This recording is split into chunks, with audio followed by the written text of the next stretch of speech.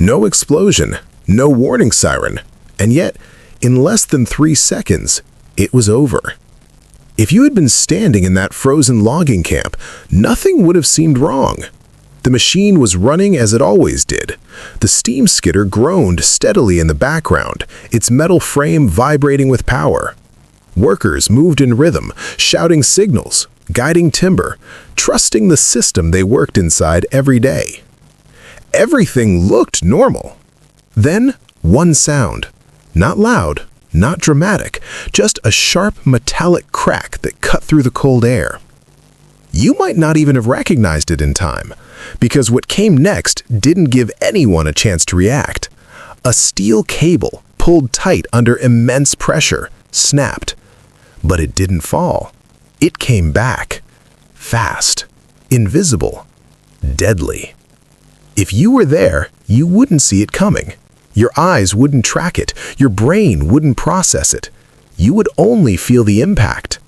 One man was lifted off his feet instantly. Another collapsed before he could even turn.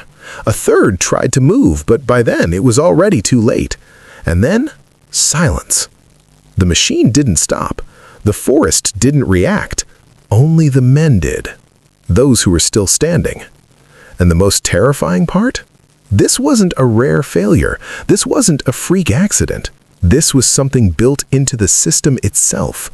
Every line, every pull, every load carried the same invisible threat. And every worker out there knew one thing. The next snap could come at any moment. In the early 1900s, America was building faster than ever before.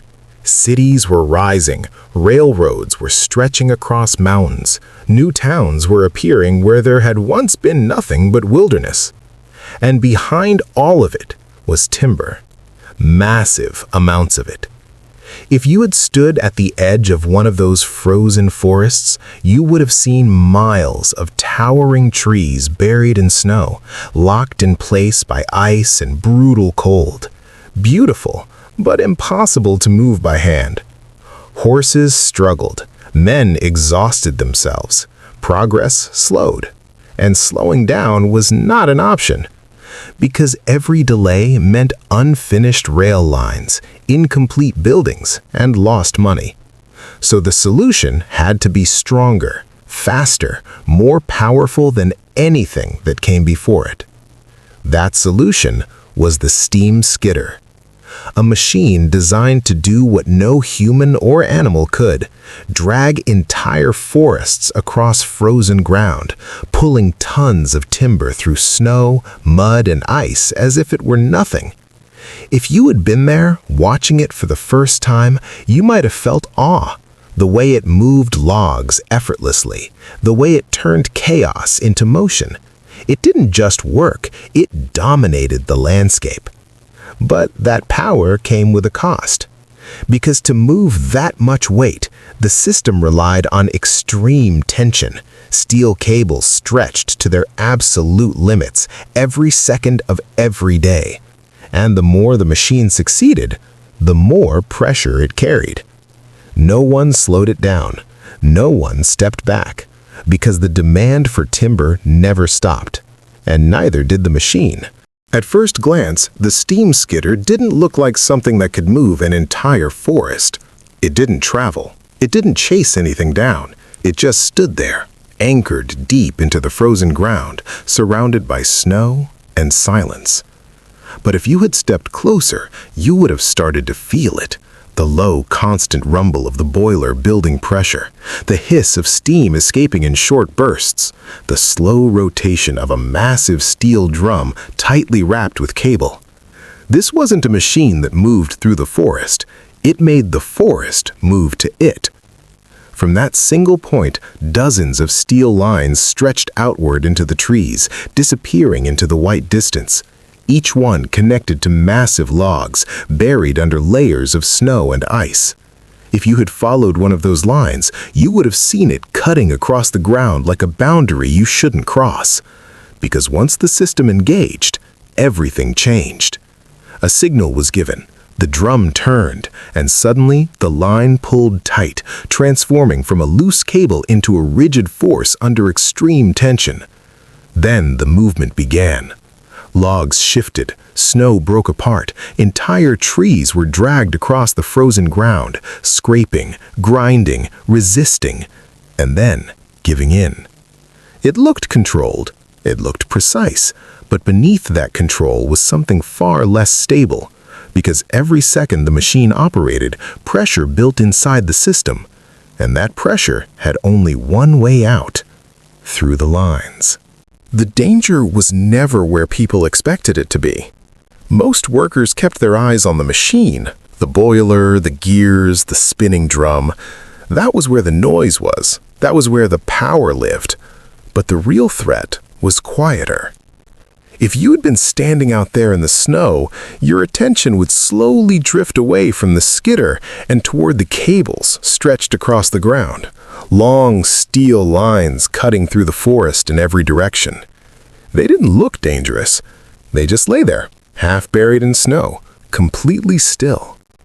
And that was the problem. Because the moment the system engaged, those silent lines transformed. A loose cable became a loaded weapon. Tension ran through it instantly, hundreds of tons of force pulling in a single direction. The steel tightened, straightened, and locked into place with invisible pressure. If you were too close, you wouldn't feel a warning. No vibration, no gradual buildup. Just stillness, right before everything changed. And when a cable reached its limit, it didn't slowly fail. It snapped. Not like a rope, like a gunshot. And what followed was worse. The broken end didn't fall harmlessly to the ground. It recoiled, whipping back along its own path at terrifying speed, faster than your eyes could track.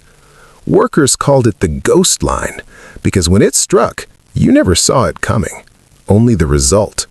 And by the time you understood what had happened, it was already over. By midday, the rhythm of the camp took over everything. Signals were shouted, hands were raised, cables were hooked and released in a constant cycle that never seemed to pause. If you had been working there, you wouldn't have time to think about danger. You would follow the pattern. Attach the line, step back, wait for the pull, move again, repeat, over and over. The steam skidder didn't slow down, and neither could the men, because every second counted. Supervisors pushed for speed, crews were expected to keep up, and the more timber they moved, the more pressure built inside the system. You could feel it, even if no one said it out loud. The lines were getting tighter, the loads were getting heavier, and the margin for error was getting smaller. If you paused for even a moment, you risked falling behind the rhythm, and falling behind was dangerous, because the machine didn't wait for anyone. Some workers had already seen what could happen. A snapped line, a sudden strike, a man gone before anyone could react. They didn't talk about it much, but you could see it in the way they moved. Quick, alert, always watching the ground, always aware of where the cables lay. Still, the work continued, because it had to. The forest wasn't getting smaller, the demand wasn't slowing down, and the machine was only getting stronger. It didn't begin with chaos. It began with routine. A fresh load was secured, the signal was given, the steam skidder roared as pressure surged through the system. The drum turned, pulling the line tighter and tighter with every second. If you had been there, you might have noticed something small. Not a sound, a feeling. The line looked different, too straight, too rigid, like it had no room left to stretch. But the pull continued, more force, more tension. No one stopped it. Then it happened. A sharp, violent crack tore through the air, louder than anything before it. For a fraction of a second, everything froze. Then the cable snapped. Not downward, not away, back. The broken end shot through the air like a released weapon, slicing through the space where men had been standing just moments earlier. If you were there, you wouldn't see it. You would only feel the impact. One man was struck head-on, thrown backward instantly.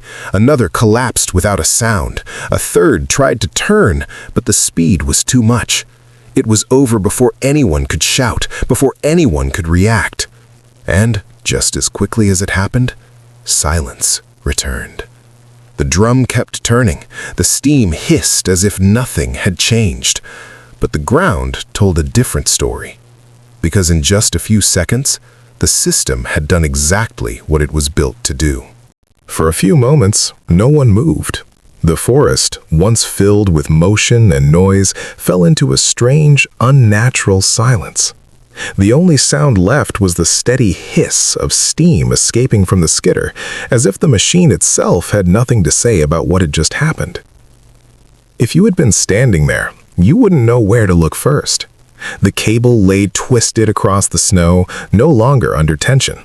The path that had carved through the air was invisible now, but the result of it wasn't. Men were on the ground. Some didn't move at all. Others tried to push themselves up, confused, disoriented, not fully understanding how fast everything had changed. There were no alarms, no emergency systems, just people and the reality in front of them. A few workers stepped forward carefully, as if the danger might still be there, waiting. Others stayed back, eyes fixed on the lines, as though expecting another snap at any second. Because deep down, they knew something unsettling.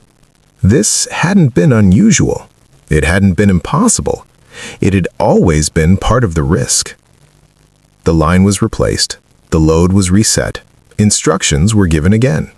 And slowly, the system began to move.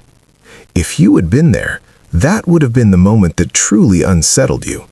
Not the impact, not the sound, but how quickly everything returned to normal.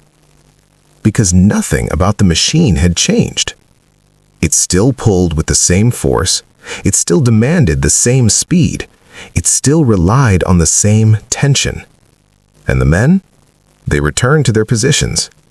Quieter now, more careful, but still there, still working. Because they had no real choice. The forests had to be cleared, the timber had to move, the cities waiting miles away would never see this moment, but they depended on it. And in that realization, something became clear. This wasn't a failure of the machine. It was the design of the system itself. Years later, the forests changed. The same landscapes that once echoed with the sound of steel cables and steam engines slowly grew quiet again. Snow still covered the ground, trees still stood tall in the distance, but the machines that once dominated those spaces were gone. If you walked through those places today, you wouldn't see the lines stretched across the earth. You wouldn't hear the drum turning or the sharp commands of workers guiding the load. You would only see the result. Open land where dense forest once stood. Timber that had been cut, moved, and turned into something else. Railroads, homes, entire cities. It would all feel distant, almost peaceful. But that silence hides something. Because what built those places wasn't just wood and steel. It was pressure. It was risk. It was a system that demanded more than it ever gave back. If you had stood in that camp watching the skidder pull against the frozen ground, you might have believed the machine was in control. It looked powerful. It looked unstoppable. But the truth was more complicated. The machine followed orders. It did exactly what it was designed to do. The real force behind it was something else. A system that pushed for speed over safety, output over caution, progress over people. And in that system, the most dangerous part was never the steel or the steam or even the tension in the cables. It was the acceptance of risk as something normal, something necessary, something invisible. Because once danger becomes routine, it stops feeling like danger at all. And that is when it becomes impossible to avoid. The steam skidder dragged forests across frozen ground, but it also revealed something deeper. That progress, no matter how powerful it looks, always carries a cost. And sometimes, that cost is paid long before anyone stops to notice it.